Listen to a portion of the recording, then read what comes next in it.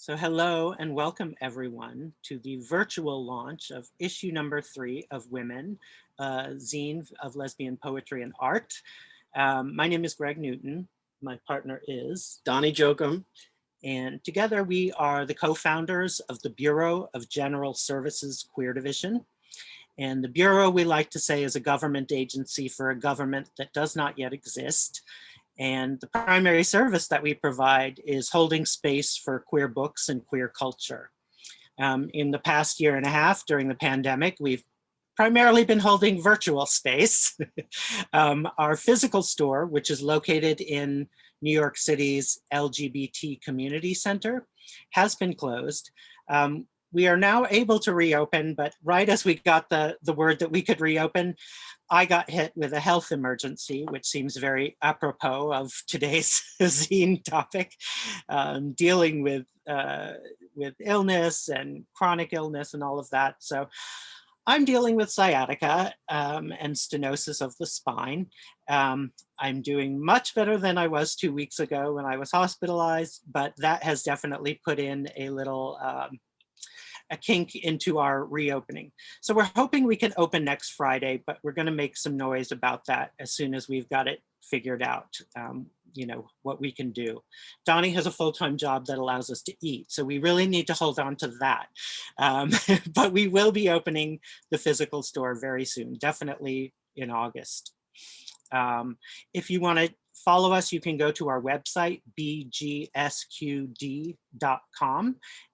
We're also on social media, Facebook, Instagram, all of that good stuff. So we'll definitely be making noise about when you can come visit the store again.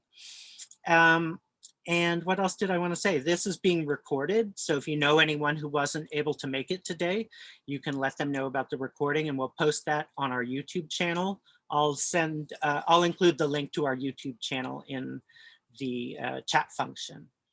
And now I'm happy to turn it over to our hosts, the 3 editors of Women's Zine, who I've only met virtually so far, but I very much look forward to meeting you all in the space at the Bureau sometime soon. So please put your hands visibly together and give a warm welcome to the editors of Women. Yay. Hey everyone, thank you so much for being here. So Women is me, Jeanette, Sarah, and Florencia, and we'll kind of introduce ourselves. Thank you for spotlighting me. I don't know how to do that. And we are, as Greg mentioned, a zine of art and poetry. So mostly visual art and then, you know, poetry. And so we have 3 issues thus far that we'll all individually introduce.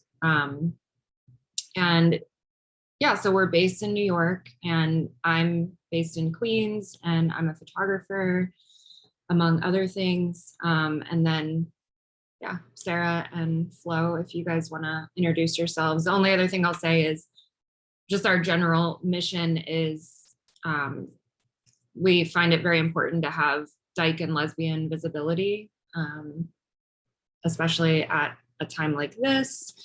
And particularly within that visibility, the representation of lesbians who, you know, not only identify as lesbian and or dyke, but also are marginalized within that community. So we're really specific about focusing on and bringing light to and creating a platform for lesbian artists who are marginalized. And there's a variety of ways in which we sort of look at folks who are marginalized, and that's sort of what the 3 issues highlight, and our next issue will as well. So that's the main sort of general idea and reason as to why we exist. And yeah, we also have merch on our website, lovely dyke t-shirts and a WMN women t-shirt that Florencia designed, which is stunning. It's a long sleeve for those that are in the cold areas right now, unlike us. And we did create a feature section on our website for, it really came to be from the pandemic, thinking about how we could utilize the website as sort of an archive and a representation of sort of resistance and just information about a whole bunch of people that identify as lesbian. You don't have to be an artist. We do happen to have mostly kind of writers and artists at this time, but our feature section on our website holds a lot of information about really interesting dykes and lesbians who are sharing either their art or their writing. And we also have had some artist talks that are recorded on there that you can check out as well with some really interesting artists. And we're going to continue to add to that section. So it sort of becomes, like I said, like an archive. And I will stop talking now. Flo and Sarah want to start. Hi, everyone. Thank you for being here. My name is Florencia Alvarado. I'm a Venezuelan artist living in New York. I'm in Miami right now. Came to visit some family here, but I've been living in New York for 4 years, based in Brooklyn mostly. I'm an artist too, visual artist, mostly lens-based photography artist. I'm also a graphic designer. So with Sarah, I'm an artist, photographer, and graphic designer. So I share with Janet and Sarah, like half with them. Sarah is also a designer. Janet is a photographer. So I'm kind of both too. And yes, when I met Jeanette first through photography, everything came so easily in terms of just making a community at the beginning between the three of us, and then just expanding. The project started as an idea to share and make community and make books, and well, now we are aware of how strong the community part it's on the project, right? So I'm very happy to be here with you, to meet you. Thank you. And thank you to our collaborators from this issue and the previous issue who are also here. We're so happy to feature, share, get to know all the voices that we try to reach out to learn. So thank you, everyone, for being here and for being a part of the project.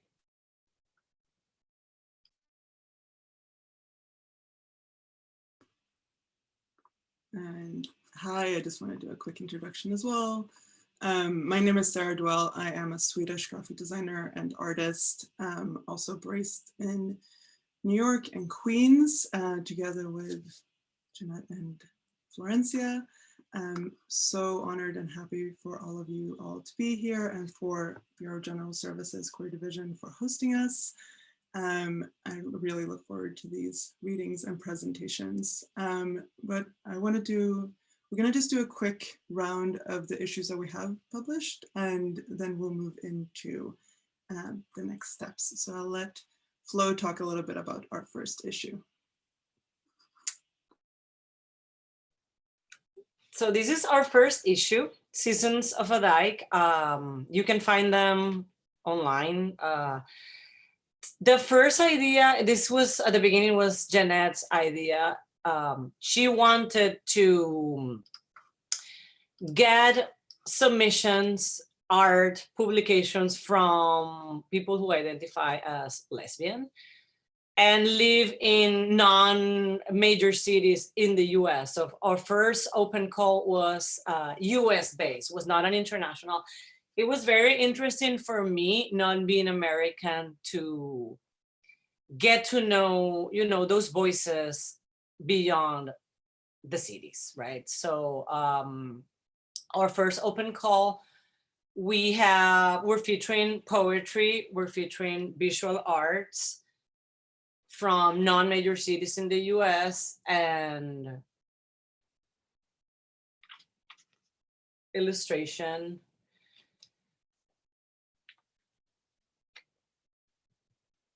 And yes, it was our first issue, and then that's when we found out that we wanted to do something very niche, very specific, and I think that just led the way of the rest of our very specific themes that we keep choosing. So Seasons of a Dyke is the first baby. It's a summer baby. No, we did it on January before pandemic was our launch. We didn't know everything was going to be as it was. So we did a lovely launch at Molasses in Brooklyn. The place was packed. All of our friends were there, collaborators, and we knew like, okay, we have something that people want to be part of it. And we just kept on working in the next issues that we did, do everything online, virtually, because we were separated by COVID. And Janet is going to talk about the second issue.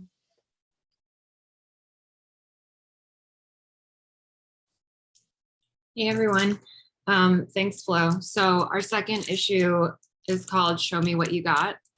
It might be coming up backwards or, but yeah. This one's still in packaging, so I'm gonna sort of leave it. But this issue was an international call, and it was for dykes and lesbians who are identifying as older generation, and I think it was 55 and above or 60 plus. And we have a few of our contributors here as well. If you wanna give a little wave for those that are here who contributed. It's so great to have you all here. Thank you so much. So this issue was really important to us. Just want to say the lettering was designed by Sarah, and it's very hard to see, but the background which goes into the back is artwork done by Florencia. And we have such a great mix of photos and all different kinds of visual art and really interesting short stories and poetry that for us, it was really important to highlight the generations who came before us, particularly as LGBTQ plus individuals, all of the history behind where we are today, which is still, not in the best place, but certainly we wouldn't have been here without the older generation and the people who came before us to sort of pave the way and put in so much work and effort and dedicate their lives and lose their lives and jobs and, so on and so forth in order for us to just have, basic rights and to be recognized. So we wanted to not only highlight that group, but also understand what is their experience as an artist and what does it look like to be, a lesbian from an older generation. And I really feel like without that sort of collaboration and intergenerational dialogue, it's very hard to kind of move forward and be a collaborative group because we all, have the same goals and want the same things. So it's really important to all be in conversation together.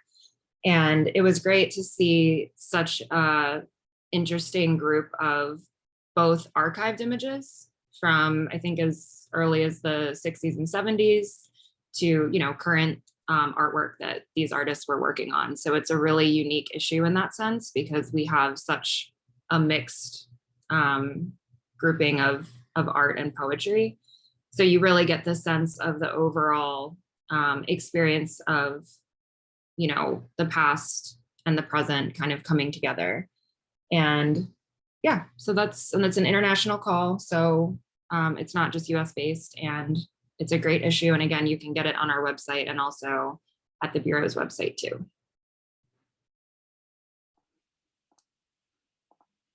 And last but absolutely not least is our newest issue, Taking Space, for which we're here to celebrate. And we have several of our contributors obviously reading and showing their work today, but we also have a few other contributors here and listening in, and we're very thankful for you all for sharing your work in this very important issue. So for this issue, we are highlighting work by lesbian artists and poets who identify as disabled and or are living with physical or sensory, cognitive, or chronic illness. And that is something that we made important, is the and or situation, because of a highlight that we got from our eminent guest editor, Zee Monteiro, whose pronouns are she, they. and they are based in London, and they are a community organizer, blogger, poet, activist, and who identifies as neurodivergent. But for them, it was very important to frame the fact that they are not identifying as disabled necessarily, but society at large makes them disabled because it's not built. So they write and conduct a lot of talks and writes poetry that challenge audience to reflect and engage on topics relating to Blackness, queerness, female masculinity, and vulnerability. And the work focuses on creating safe spaces for LGBTQ+, Black and POC groups within society and on the digital platform. They have a website called kingsland.com. We'll add that in the chat. And they're determined to discover and bring to light the truest stories of queer Black history and document their personal journey navigating the world. And we are so thankful for their contribution. They wrote a really beautiful preface to the issue and was key to the selection of our contributors, who I also just want to name and thank individually. So we have Susanna Appleby from Dublin, Ireland. We have Sadie Bat-Coleman from Sandy Mush, North Carolina. We have Tiffany Baxter from Milton Keynes in England. We have Aurora Berger, who will be reading today from Stratford, Vermont. We have Rizzo Boring from the southwest of France, and Anna Bosler from Hamburg, Germany. Marisol Brady, New York based, who also will be reading and presenting their work today. We have Lauren Camerata, also New York based, and Marlena Chertok, who will be sharing some poems today from Washington, DC. Ruby Cromer, I saw you on the screen. Thank you so much for coming. We're coming in from Minneapolis.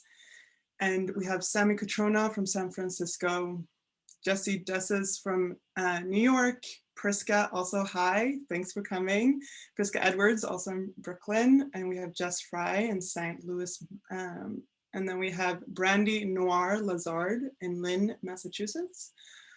We have Alex Mass, who contributed from Vancouver, BC, Taylor McGee from Minneapolis as well, Lori McMichael from Brooklyn, Nitika Raj, who's also reading today, coming in from Brooklyn, New York, Giada Rotundo from Milan, Italy, Jenna Rowell, also reading today from Springfield, Virginia, Nicole Russell in Los Angeles, Lauren Stegerwald from Westchester, New York, Jillian Thomas, Portland, Oregon, Carson Wolfe from Manchester, England, and Ali Zalzar from Glasgow, Scotland. So as you can tell, this was also an international issue, and we were thrilled to have such a mix of people from both Europe and from North America, which was great. We also want to acknowledge the fact that it is the reason, a part of why we wanted to have this launch today and in July specifically is because July is Disability Pride Month, and it doesn't get as much attention as LGBTQIA Pride Month, but wanted to mark this is a Pride Month that has existed since 1990 to mark the passing of the Americans with Disabilities Act, the ADA Act, which was the landmark legislation that prohibits discrimination against people with disabilities.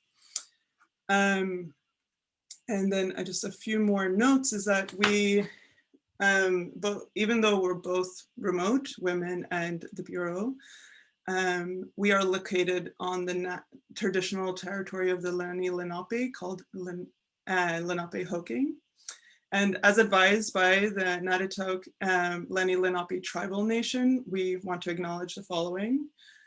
The Lenape people lived in harmony with one another upon this territory for thousands of years. During the colonial era and early federal period, many were removed west and north, but some also remain along the continuing historical tribal communities of the region.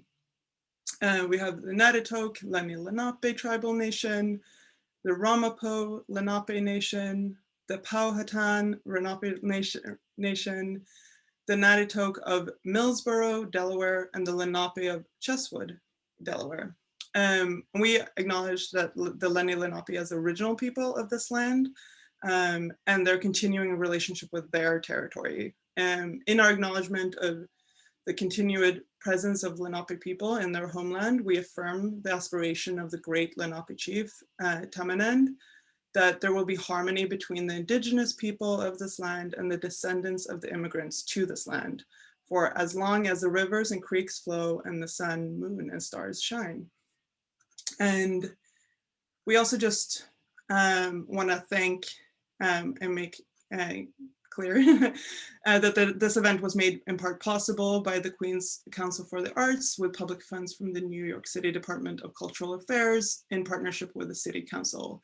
This, amongst other things, allowed us to be joined by the amazing ASL interpreters, Candace Davider and Gray Van Pelt. We're very thankful to have you here. And we also, again, want to thank the Bureau. And most of all, we want to thank the wonderful artists and poets who are sharing their work today. And first out, we're gonna, Aurora Berger, pronoun she, her, from Stratford, Vermont. She is a queer disabled artist, writer, and educator, working with photographic and alternative processes to challenge ableist and heteronormative ideas. She's currently working on a manuscript exploring the intersections of disability and contemporary art. So I'm gonna pass it over to Aurora and do a spotlight. Give me a second.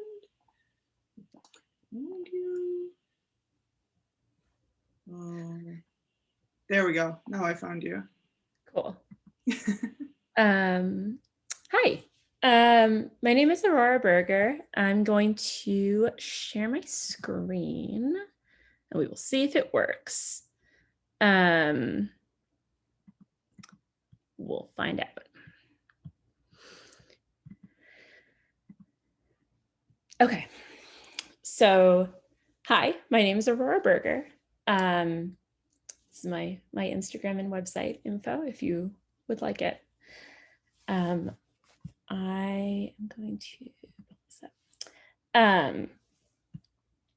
So I want to start by saying that I'm a disabled photographer. I'm from Vermont. I'm both physically disabled and chronically ill. My artistic practice is really one of processing my experiences and what's going on with my body. And yeah, so I'll show you this work.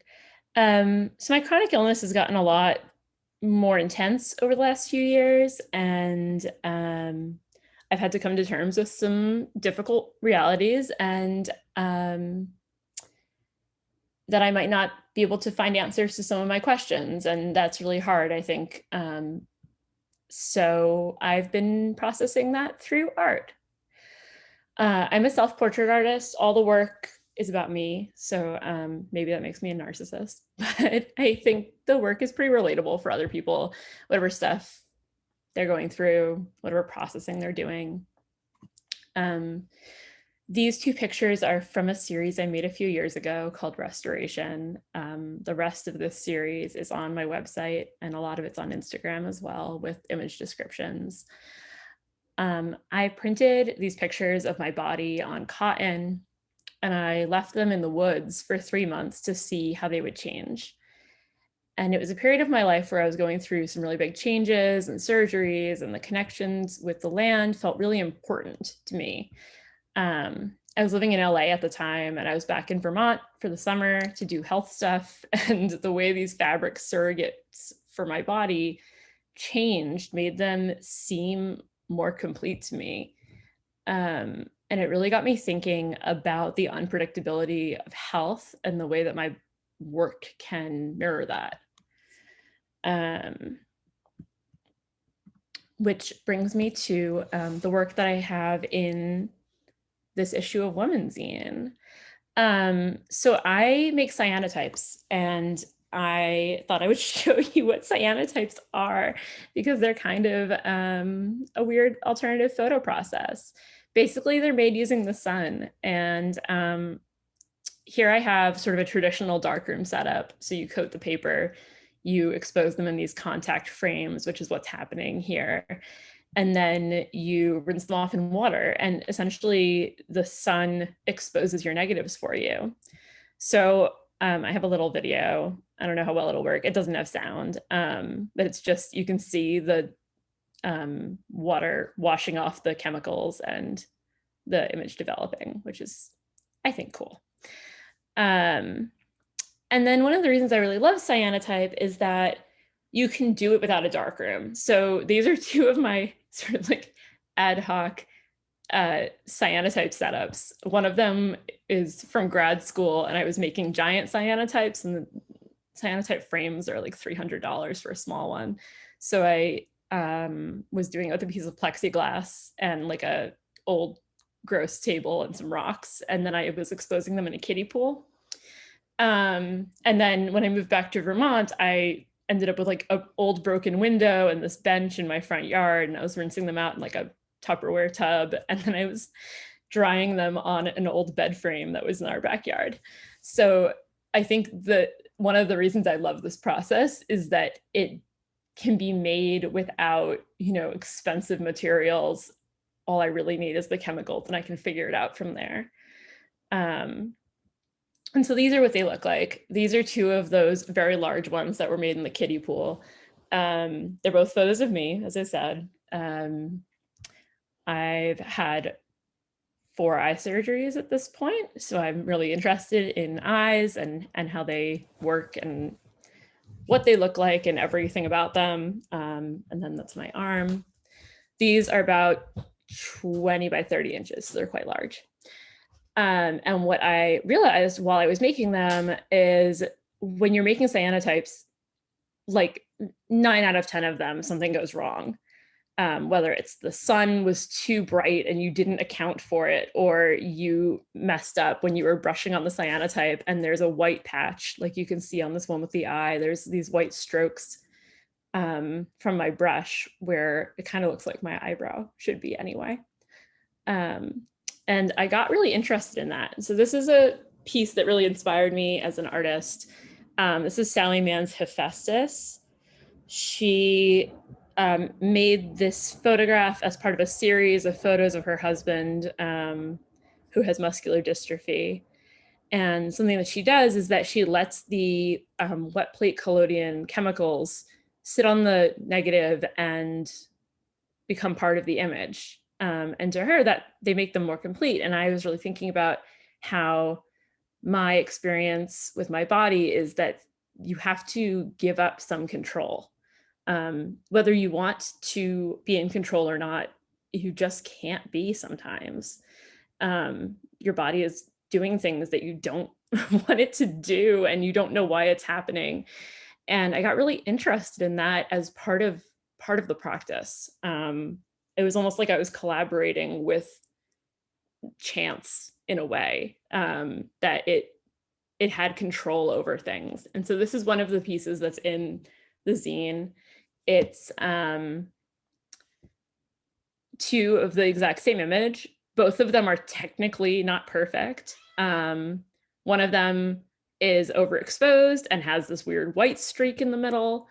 One of them is perfectly exposed, but has this spot where my piece of canvas that I was exposing it on flipped over in the middle of it. And so it partially covered my image. But as a diptych, they work. They show that there is no perfection in this process. There's no perfection in bodies anyway. It's a photograph that I had grappled with for a long time because it was this like weird Venus photo that I didn't want to reference the Venus necessarily unless it was like in a disability context, which people never think it is. And this finally felt like the correct way to use this image, to really sort of show the audience, as I know that it's easy for me to say this work is about unpredictability, but it's really hard for you to make that seem to the audience and not have them be like, that's just very poorly made art that has lots of brushstrokes missing in it. These are some of my little guys that I made at home. again, just letting that unpredictability become part of the work and thinking about how life happens and you don't have control. And sometimes it makes the work better, and sometimes it makes the work terrible. There's so many of them that I've just literally like thrown in the garbage because they're awful.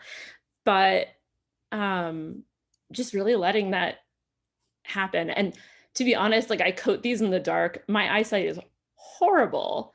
I'm coating them like in a dark room on a tarp so that I don't get cyanotype all over my bedroom floor, which I did anyway, but that's a different problem. Now it's on my chair too.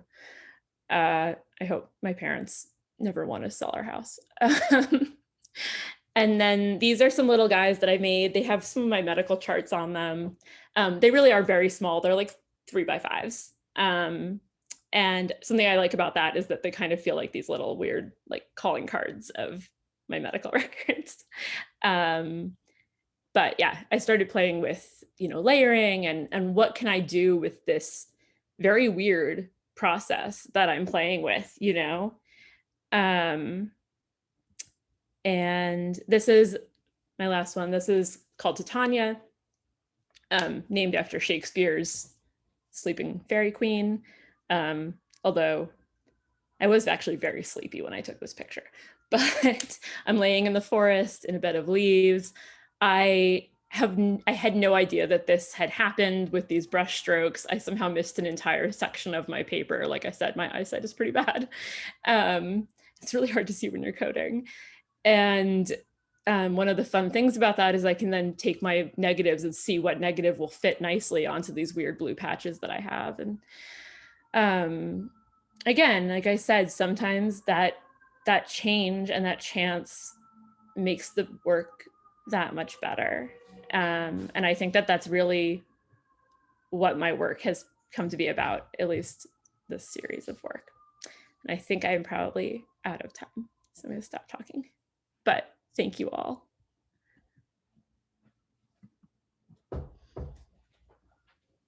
Amazing. Thank you so much, Aurora, for sharing your beautiful work. We're so thrilled to see it. And we are gonna, sorry, technology is real. And I am trying to find Marlena. There we go. I'm going to spotlight you. Hi. So Marlena Chertok is pronounced she, her. Is a digital storyteller and poet based in Washington, D.C. That seems appropriate. She is the co-chair of Outright, Washington, D.C.'s National LGBTQ Literary Festival. She cultivates inclusive literary programming that reflects and uplifts LGBTQ+ communities, manages coordinators and volunteers, and oversees the publication of the festival's journal. Marlena has 2 books of poetry, Crumb-Size Poems by Unnamed Press, and On That One-Way Trip to Mars, Bottle Cap Press. She writes about chronic pain, disability, sexuality, and science fiction, and regularly moderates panels at literary conferences, facilitates writing workshops, and performs poetry at open mic and reading series. Her poetry and prose has appeared in Breath and Shadow, the Death Poets Society, Paper Darts, Rogue Agent, Word Gathering, and more. Her articles have appeared in the Washington Post, Marketplace, Electrical Contractor Magazine, News 21, WTOP, and more. Marlena will be sharing a few of her poems. Take the stage, Marlena. Thank you. Thank you so much. And wow, Aurora, that was really incredible to see the process and your work. It's just really lovely and powerful. Thank you for sharing. So my name's Marlena Chertok. I have a bone disorder that I was born with, and it's actually a form of dwarfism. I happen to be on the taller end of the spectrum, and it causes scoliosis, chronic joint pain, and it really looks different for everybody. Other people in my family also have it, and it affects them in different ways. And that's just something that like really interests me for my writing. And also the fact that pain is so real, but so invisible. So I really work hard to try to like translate that to people in a lot of my work. I'm also a huge space nerd, as you can probably tell from my bio and some of these poems that I'm going to read. This first one is the one that appears in Women's Zine, Taking Space. So thank you so much for giving it a home. It's called When You Fall. Maybe when you fall, you can't ever stop. How do you pause an emotion? It's cliche, but love can't be told rationally what to do. It just does. How do you stop loving her? Stop wanting to kiss her? The best you can do is recognize that these feelings may lessen over time. Scab over like your knees after you fall at the Pride Parade. Gun scare, it was a false alarm. You ran for your life. Your faulty bones don't bend.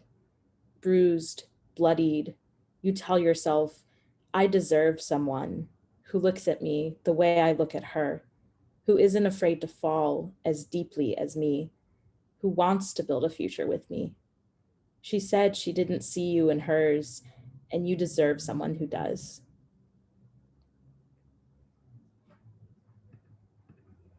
Thank you. This next one is one that appears in my first book of poems, On That One-Way Trip to Mars, and it's the title poem, so it's called On That One-Way Trip to Mars. And it's just kind of even more interesting now with all those billionaires sending themselves up into space with all their money that maybe could be spent in a better purpose, even though I also want to get to space. Yeah, I see some thumbs up. Yeah, it's just really interesting. And then there's also a disabled activist, Eddie Pooh, who wants to be the first disabled person in space. And I really hope that he achieves that. And it just kind of puts different things in perspective for me. So let me just read the poem. On that one-way trip to Mars. If I didn't have a bone disorder, I would go to Mars and never come back. I would go to Mars, send an application to NASA, tell them my coding is so-so, I've never peered into a robot's circuitry, but I'd like to learn how.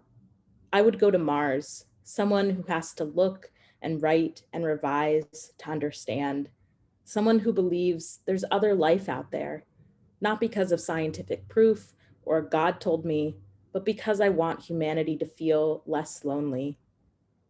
I would go to Mars and send back news of the souls. I'd create the first Martian newspaper, publish the first book of Martian poetry, paint the Martian soil with my words. I would go to Mars if I wasn't too short for NASA's height restrictions. I'd tell them, you can fit more short people into a rocket. Don't worry about my bone deterioration rate. I had arthritis at 13, walked like an old lady at 20. It'd be nice to float and give my bones a break. I would go to Mars if I didn't have bones clicking against each other, if I was a jellified blob, if the genetic letters within me didn't spell out feeble, different, unfit for space travel.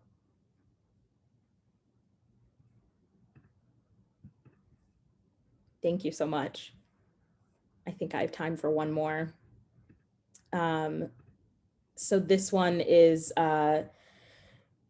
I've experienced a lot of imposter syndrome in many aspects of my life, as I'm sure a lot of us do. Sometimes I feel like I'm not a real writer, even though I have some books out. Sometimes I feel like I'm not queer enough, even though if you're queer enough. Sometimes I feel like I'm not disabled enough or don't have enough pain to like have a handicap parking permit, or like people look at me and can't immediately see disabled. So, you know, all of those thoughts percolate in my head. So this is kind of a poem about that. It's called Dayenu, and that's Hebrew for it would have been enough. Dayenu, I say to myself each day, you are not enough. It is so exhausting, tearing my own self down, not strong, not queer enough, not a real writer.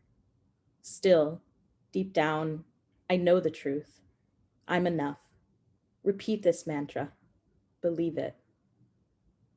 Thank you so much.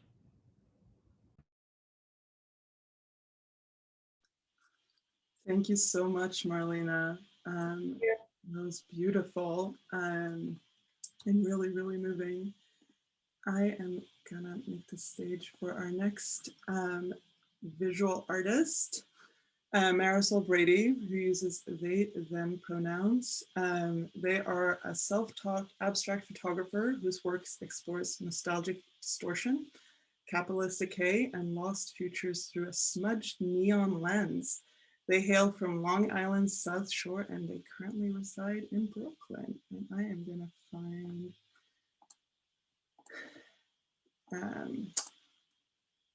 yeah, this whole spotlighting business isn't very smooth. I will work on it. Let's see, Marisol.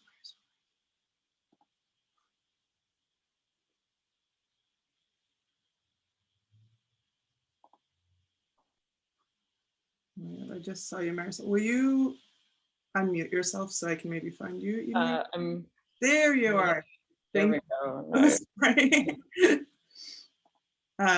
Oh, I'm being perceived. Thank you so much. Take it away, Marisol. Nice. Well, thank you to Women for having me, and to our previous and soon to present presenters. I'm Marisol Brady. I didn't initially set out to begin pursuing photography intentionally. It's something I sort of fell into just out of spontaneous enjoyment. So I was diagnosed with attention deficit hyperactivity disorder in 2014 at the age of 23. I'm currently 30 years old, and it's interesting that in that interval of time was when I began to pursue photography as an art informally. Let me just show my screen real quick.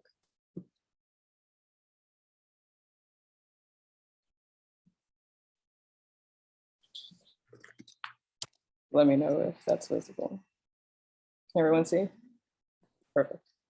Yeah, so website forthcoming, but here's my Insta. It's 2 underscores, my name, my likeness, my future epitaph. So this is the first ever image I shot. I was in LA in 2017, and I credit this particular time and place I was in. I don't know that this could have started if I had been in New York, because, you know, yeah, New York is a city of lights, but I feel as though LA and also Miami know how to treat their neons. So this image was very lightly manipulated for the sky to appear as a gradient. And some of you, if you're familiar with the genre of visual art and music known as vaporwave, will immediately recognize this sort of aesthetic.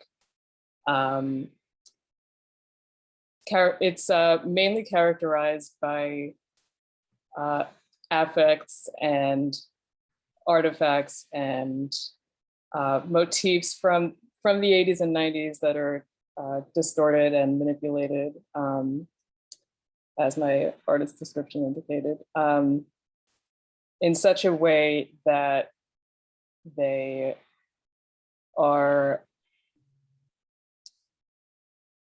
their ephemerality is highlighted. They hearken to a time and a place in the past where, in a time of economic prosperity, where we were promised a future, or at least our parents were. You know, if you were born within that time period. So initially, yeah, this was shot with just a regular iPhone, and the main bedrock of my artistic practice, my lifesaver, has been an application known as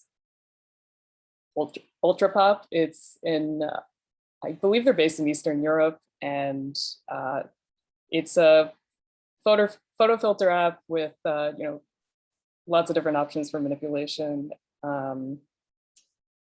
and that's been primarily what I've used to create these images. I don't know whether they're still updating it.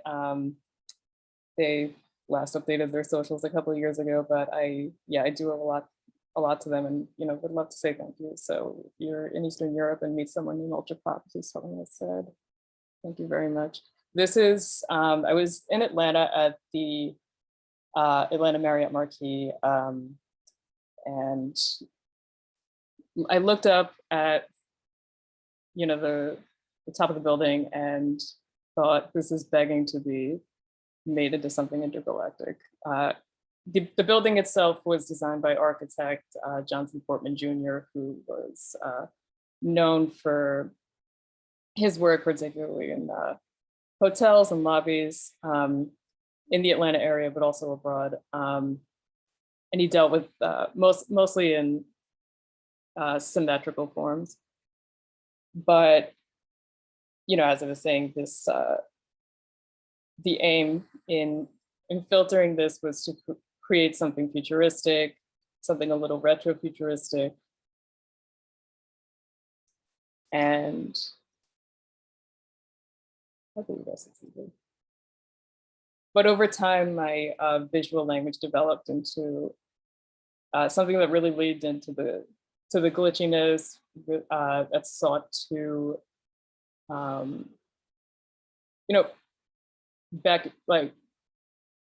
something that sought to nod at the idea of the future we were promised not existing, or being something of a lie we and our parents were sold, especially if one or both of your parents immigrated during that time period. There are lots of images of opulence and of high architecture that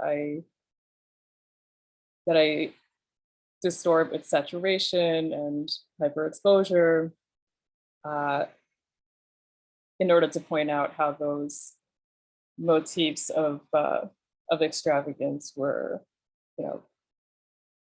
something that a lot of us and a lot of our parents, even if they never achieved those when they got here, or when they, were our age back then, they at least were surrounded by and expected, by society at large to achieve.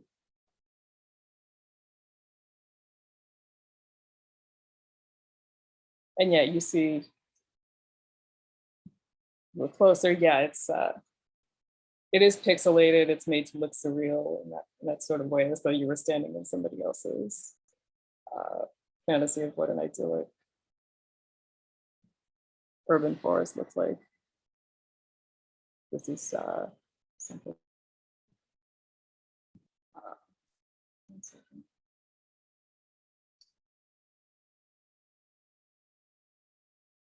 And yeah, you'll see the same here. This was shot in Florida in Boca Raton. I thought this was another really cool example of a setting that is extremely lavish in its construction. You see this celestial adornment right here, these waterfalls, and I actually didn't have to do too much with this one. Like, this is how it was lit. I sort of made the water a little fuzzy, but the distortions that I do try to put in there are, like I said, meant to sort like acknowledge the ephemerality of these places, these objects. Actually, this particular spot no longer exists. I know, looking at it, it's kind of gorgeous and otherworldly, but it was replaced by this absolutely disgusting gray slate mall fountain kind of site, and I'm sort of warning it because they really didn't have to do that, but again, that theme of ephemerality. I wasn't expecting to come into play in real life like that. So I'm glad I got to capture this. Again, with more retro tech. this one will, I feel like this image in particular will really resonate with anybody who's from the New York area. This is it's supposed to invoke that feeling of summer in your mom's van.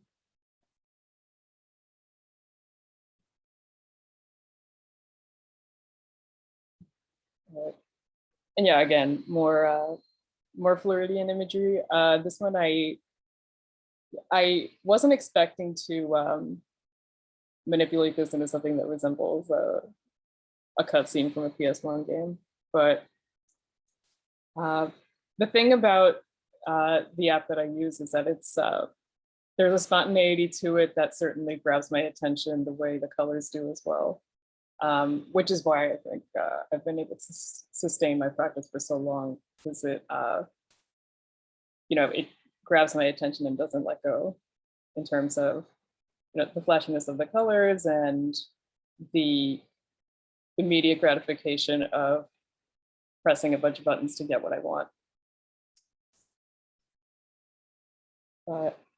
So normally, if you visit my Insta and everything, you'll see that I mainly deal in architecture, in depicting buildings as I see them and as I would like to see them, and as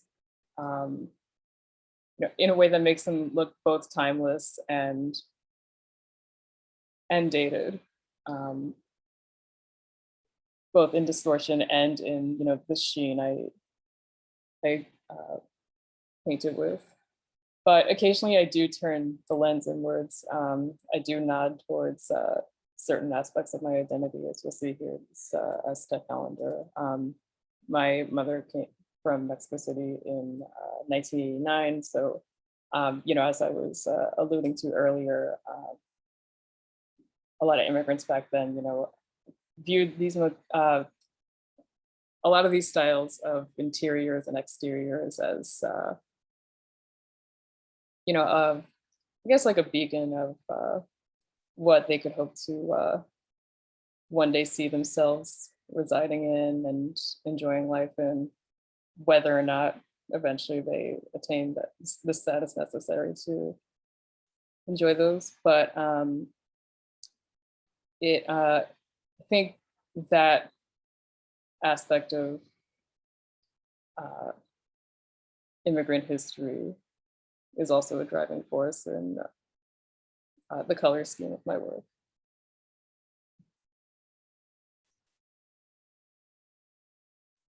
It's barely perceptible here, but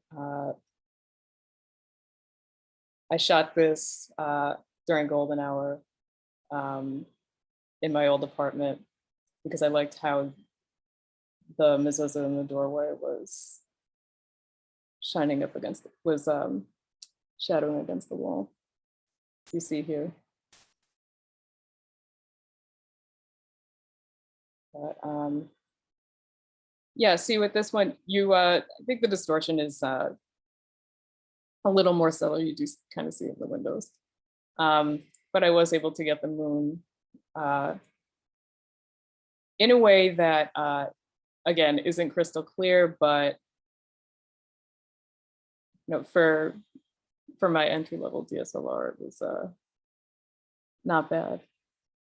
But again, see the fuzziness of it definitely gives it an air of surreality. And, turns this building into something that may or may not exist in my mind's eye, or in the eye of the viewer. Occasionally I do dabble in taking an object and really transforming it into something beyond recognition. This was the centerpiece out of Bat Mitzvah.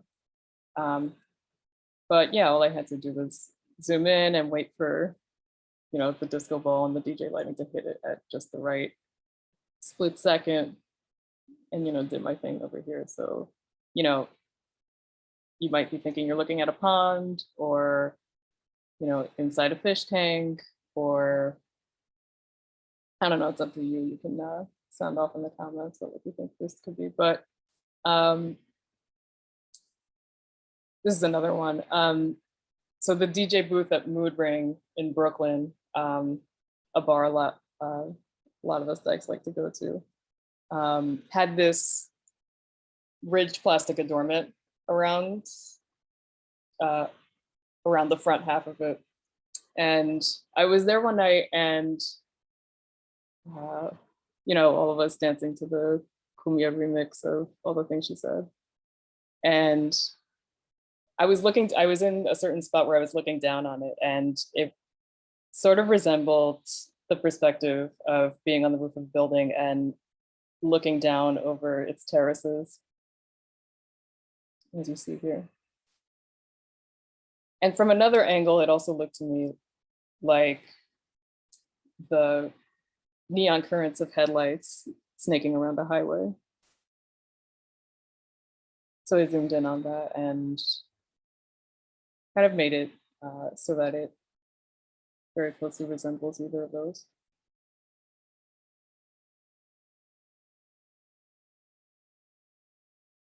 This is the lobby of the 35mm movie theater Metrograph in Chinatown. It is reopening in September, in case you're a fan and you were wondering. But I was walking past it and looking into the lobby, and this is at a time where its future was sort of uncertain, and you know, I wanted to capture it in case we never got to see it again. And by chance, I was able to, you know, in flipping through all the filters, make it seem as though nature had taken it over here, like, you know, as though moss had crept up the walls, or as though like water damage, it sustained water damage. But luckily, you know, it's she's not dead yet. And this, another one of my pieces entitled Restart, which you can find in Women's Zine, and through which I made my print debut. I was on the way back home from the interview with the first day on the job from a job I would be let go from 2 months later for the same reasons I'm featured in this issue. And I was drawn to this obviously because it's, you know, it harkens back to a time and a place where, you know, if you had access to a computer around this time, I looked up this particular model, and it's from 1995. It was definitely if you had access to a computer, your first portal into the yet unknown world of the internet. And, you know, obviously the monitor, you know, disconnected from the modem and the keyboard and the rest of the body is, you know, it's a piece of plastic. But because of the, you know, ocular properties of the monitor, and, you know, calling also to mind the concept of eyes being windows to the soul, you know, I think a lot of us consider this to be the computer's head. And in a certain way, the feeling of living with ADHD feels, it's the feeling of constant psychosomatic disconnect. You know, you do feel as though your head is rolling on the ground in various directions with no real connection to your body that allows you to navigate the world in a way that society deems productive, but also one that allows you to live, to truly live your life and to enrich the lives of those around you.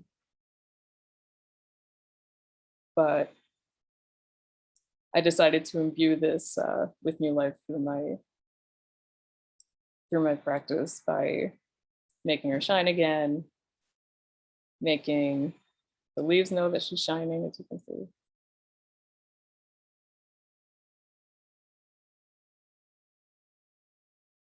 This one, I include this in the presentation because it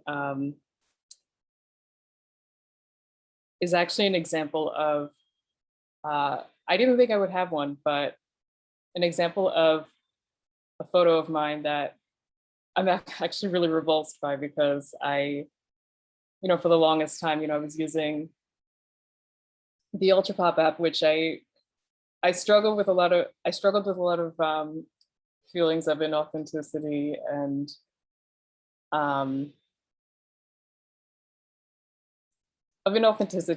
as an artist, because I was thinking I'm using this app that produces results right away. I'm not spending more than 2 hours working on this. Like, am I really an artist? Am I really producing anything of aesthetic value, of meaning, with just an app? I'm not laboring over it, for a sustained period of time, even though there's plenty of thought that goes into this. And I thought, once I have Photoshop, once I have my own laptop, I'll really be able to move up into new heights with this. So this is actually the first one I produced through Photoshop, and I thought executing it through Photoshop would elevate it in a certain way, but I look at it now and all the character's been polished out of it. Like, there's nothing glitchy about it. There's no chromatic range to it. It's pink and green. Like, in all my previous work, you'll see that even within the spectrum of neon, I try to represent every possible hue. But yeah, it's I sort of betrayed my own ethos in this with this one, and I thought of archiving it on Insta, but I decided to leave it up there as a reminder to myself not to worry about how discombobulated the pixels might look, or how out of place certain colors might appear, or shadows, etc. Because the whole backbone of my artistic practice is its imperfection. Like, yeah, you see frosted glass tiles here, and they look pretty, and they definitely call to mind a certain decade, but there's no statement because there is no imperfection. There's no indication of the look I'm going for, the look of, again, distortion, of see, like, straight line, no one makes that. Again, this is another nod to other aspects of my identity. Some of you might recognize this as the restrooms at Reese. A friend of mine called this gay Castlevania, which I agree with that. But yeah, it's rare that I ever acknowledge anything personal about my life outside of this. But when I think this is one direction I do want to move towards, in my work, make it a little more personal, as opposed to, trying to execute an overarching theme. And also, to, I guess, really try to join that lineage of queer artists, of, seriously infusing my, my photography with visible queerness. And on this note, this is actually the first immaterial shot I ever took from the software at another job, and I knew I would never see this particular message in this particular software again. But again, hyperpixelated, almost eerie and ominous in how the fonts will fuck up there. And I guess to conclude, yeah, like I was saying, I want to move forward in the direction of, as an artist, in terms of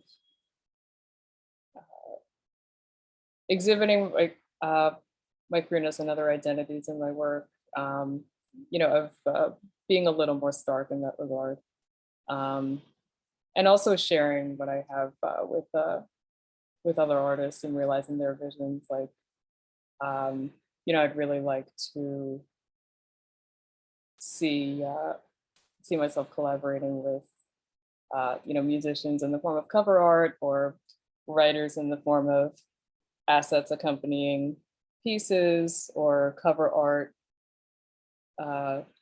things like that. So if you're looking to collab, you know where to find me. But yeah, thank you for having me. Thank you so much, Marisol. This was really wonderful and such a beautiful tag on to Marlena's poetry too. I love this combination of space and futurity as well. I'd like to move over to the next person, who is Nitika Raj, who uses the pronouns she, they. And she is a queer South Asian femme and healing warrior. She is a coach by day and writer by night, and she does social justice work for the same reasons that she writes and she prays: to seek truth and to build peace. And I will find you so I can spotlight you. There we go. And I'm going to remove myself. Take the stage. Nitika, thank you so much. Hi, everyone. Wow, Marisol, that was so amazing. Thank you to everyone for sharing your art. I'm so blown away and so moved and honored to be included in this group of folks who identify as lesbians and dykes. And also boldly, I hear a lot of us grappling with imposter syndrome, but also identifying as artists, doing it, making it, sharing something. And so I very much place myself on the spectrum of like learning, claiming, reclaiming. I have endometriosis, which is an invisible illness, which is brutally painful, and sometimes it's disabling and sometimes it's not. And so the other thing I want to name as a kind of through line of my poetry is often sort of dealing with past trauma and looking at the intersection between how unmentioned and invisible trauma can show up as chronic illness and pain, because the body demands resolution and healing and witnessing to all that is invisible. Thank you so much to Women Zine on this issue. I just really love the concept of picking the intersections within this community. And I hadn't really heard that and understood that in this way before. So thank you for sharing that. And excited to share with so many more people so we can contribute to future ongoing work. And to the Bureau of General Services Queer Division, I'm just recognizing how much volunteer love and labor goes into making community and to supporting art in this community. So super grateful. Okay, I'll jump in. I want to apologize in advance because there are some word changes to my poems, even from when they went in print, even since last night, since I shared for interpretation, because they're living beings. And then when I hear them out loud and they're like, no, you said it wrong. So I just have to sort of correct as I go. Here we go. This is one of the ones that is in Taking Space. Who I am. Who I am is who I am when I'm alone, on the subway, or waiting for test results. It's how I react when I'm losing the ground beneath my feet, or how I respond to someone in pain. It's how I show up for my own pain. Who I am is like the earth. It changes with sunrise and sunset. And the only permanence is that the day will change, and the weather will, and the season will too. My core remains. It is molten, and I picture its golden light in my mind's eye.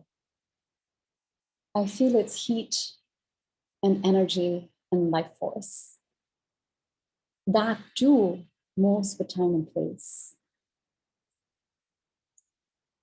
This is one of those poems that I don't remember where it came from, when it came through many years ago, 7, 10, 13, and it just came. I've never edited it much. And it just reminds me of both eternalness and eternal change. This next one is called Enough. It's also in the zine, and it really matches what both Marlena and Marisol were talking about, this kind of theme around being enough, and just what I'm hearing so many of us really grapple with, both with chronic illness, disability, neurodivergence, or as artists, or as queer people who are sometimes not recognized as queer people. And a trigger warning for mentioning trauma comes early up front, but no details. The inheritance of sexual abuse as a child is a contradictory feeling of too muchness and not enoughness. I forgive myself slowly for being too tired too often. Imperfection is great solace and a guide in forgiveness.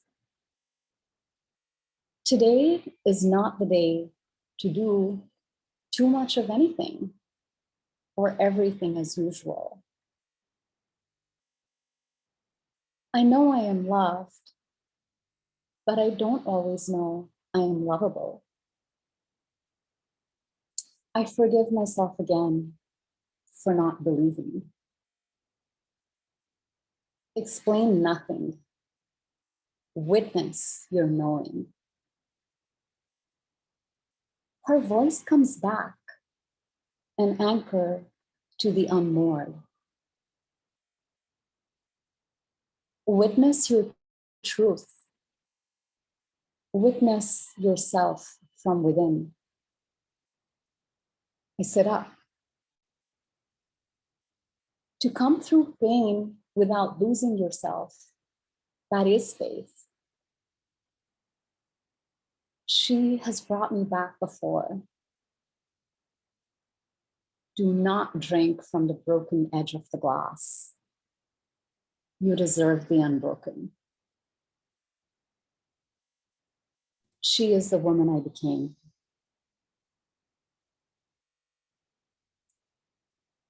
That poem is also just something, I mentioned that I'm a coach, and through coaching, I've learned this sort of therapeutic process called parts work, which comes from therapy and internal family systems, and which is this idea that we all have different parts in us who are like different people with different voices and personalities. And I'm guessing everyone is familiar. A common one that we know is like the inner critic, but there's also the inner cheerleader, or there's also the wise one who, in those moments of pain or despair or invisible illness, is kind of sitting with you and saying, you don't deserve this. And sometimes when I hear that voice, it really sort of can bring me out of a dark place in a pretty hard moment. And so this poem is just recognition of this truth, this thing that happens within an inner experience. And then this last one is, it's a more playful one that I wrote last year when I was in this poetry class. It's called Seeking Sexiness and the Meaning of Forever. So I'm twice divorced, which makes for a complete approach of the romantic fantasy, complete shattering and complete disbelief in lots of things about romantic structures. And so this unique thing, I was sort of playing around with this idea, if I was making a genuine Tinder profile for myself, what would it really say to kind of weed out people who are like, I'm looking for someone to lifetime partner with, and then we'll have a dog and kids and live together. And I'm like, no, it's not what I want. So that's kind of how it started. Looking for a casually intimate situation, but open to long-term sex and maybe love too. Romanceaholics need not apply. I like books and walks. I love coffee and stories, my friends and fashion. I am fascinated by embodiment, colors, fabrics, sequins, and soles. Did you know the soles of our feet contain all of our nerve endings? If only I, goddess of manifestation, could massage all my endings. I believe in angels, farishtas, and fairies, the ones who think about our lovemaking, even when we don't believe. Faith, there is nothing like it. Not that words could ever say, I love you. I already confessed. No, it means nothing, has not changed. We are solid, we are matter, we are chaos in every dimension, and the most brilliant constellation of desire, demands, yearning, and confession, of truth, meaning, glory, and a holy imperfection. Love, she never makes the same orbit twice. She never takes silence for an answer. She can't lie. Truth glows in her skin from within, a radiant light. Like ancient stars in the black of night, moonlit futures tell the ancestors. Show the people many visions. They must believe what they dream, what comes through in sleeping. Rest is surrender. We keep promises to be best friends forever, lovers, partners, parents. In life and in death, all is consciousness, not matter. All our relationships are equal teachers. All God is love and surrender. So no, romanceaholics need not apply, but seekers are welcome to walk, to wander alongside the mystery, blessed, guided, shrouded by the moon's misty light. I rub my soles on this gentle night, sit on silver sands, and listen to waves cresting and crashing, peaking and falling, emerging and dissolving and renewing the meaning of forever. Thank you so much for giving me this chance to share my work. Thank you for listening. Thank you so much, Nitika. That was gorgeous. We really appreciate you sharing this work with us. I'm gonna do a little switcheroo, and we're gonna pass it on to our last reader, Jenna Rowell. Please spotlight, there we go. Yes, I'm going, okay. And so Jenna Rowell uses pronouns she, they, and they are based in Springfield, Virginia. She is a support professional and graduate student from Northern Virginia.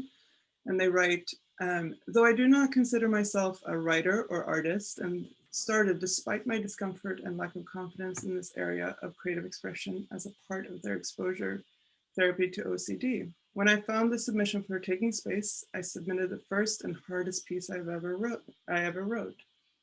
I have since continued writing professional narratives, reflections, personal narratives, reflections, expressions, and the stream of consciousness pieces, and have found it to be a great creative and personal outlet.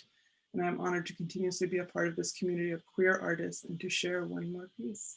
So Jenna will be sharing one or two poems, and I will pass it off to you. Thank you, Jenna. Yeah, thank you. So I'm very happy and honored to be here, but honestly very out of my comfort zone. I guess even in my bio here, I also have quite a lot of imposter syndrome in terms of my writing and any creative process, honestly. And I think that comes a lot from my OCD being very triggered by the lack of control and the unknowns that are like inevitable in any creation and expression.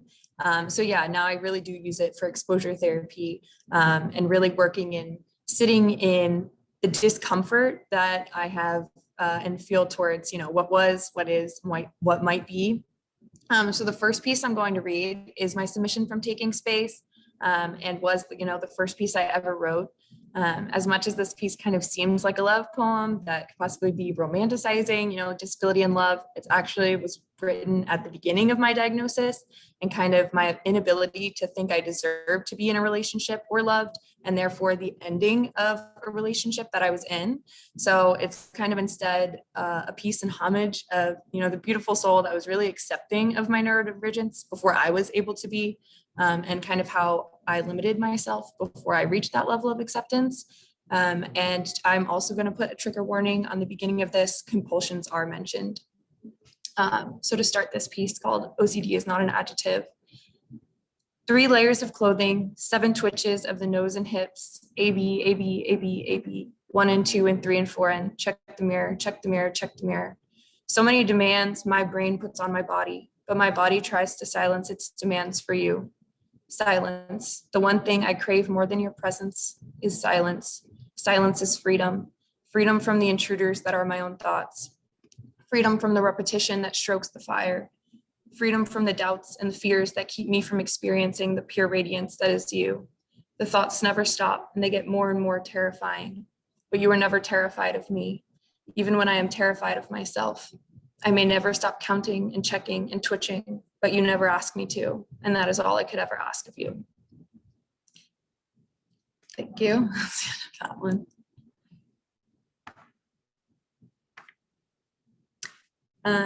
Thank you. I do have one other piece that I would like to share.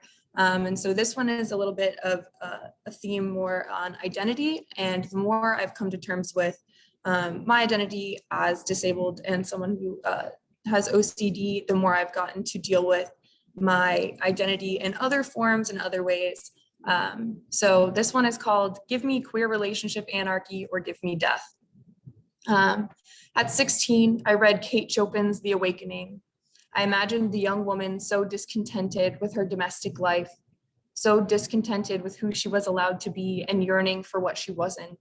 So burdened by the duty she carried as a mother and a wife that she chose to swim into the ocean until she couldn't swim back. I didn't need to imagine.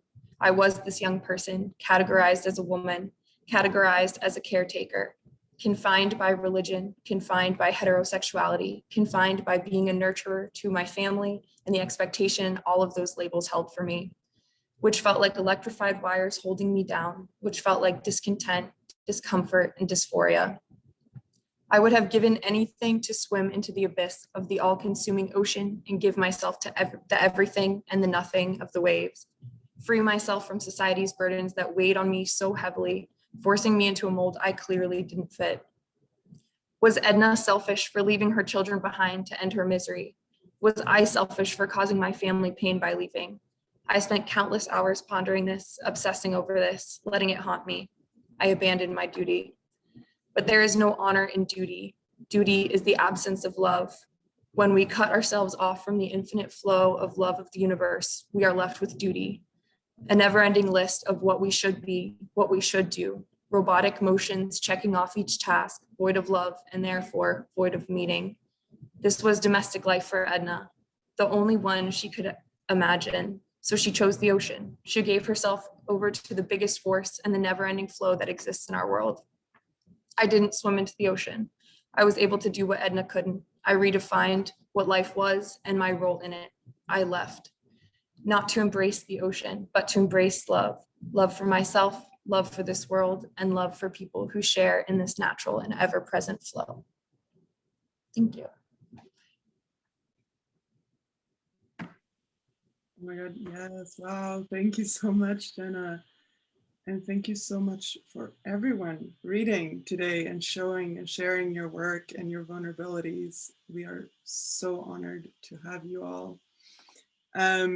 We are at time and we don't want to hold you for much longer. So we obviously welcome anyone who has general questions to reach out to us on Instagram or over email, whichever works. But if anyone has a burning question right now and they have to have it answered, please don't hesitate as well.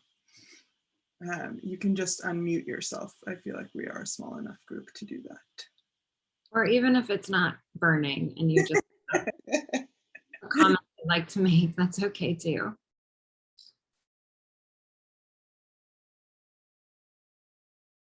I feel like the talker in the group, but I have to say I have tears in my eyes hearing from all you beautiful young queers, whatever we want to call ourselves, human beings. I love you all. Keep up the good work.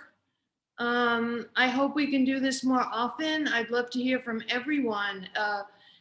Just the artistic portions of it, what you explored with us today and expressed to us today. God bless you all. I'm just so pleased and proud of the women and the men who put this together, or the days who put it together.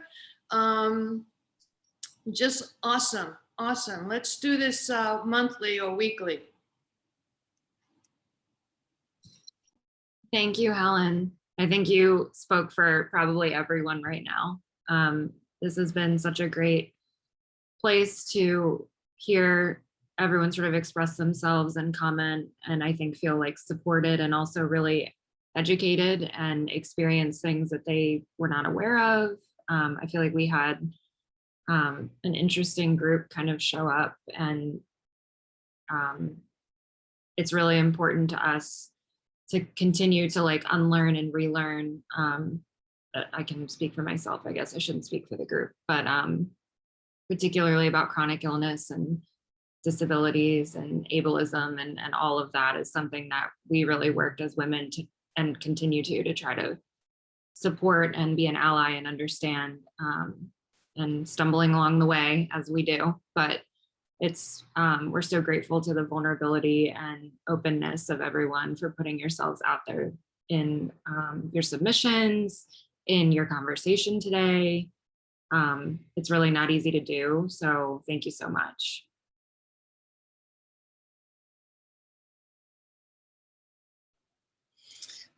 Thank you, everyone. Thank you so much for joining us.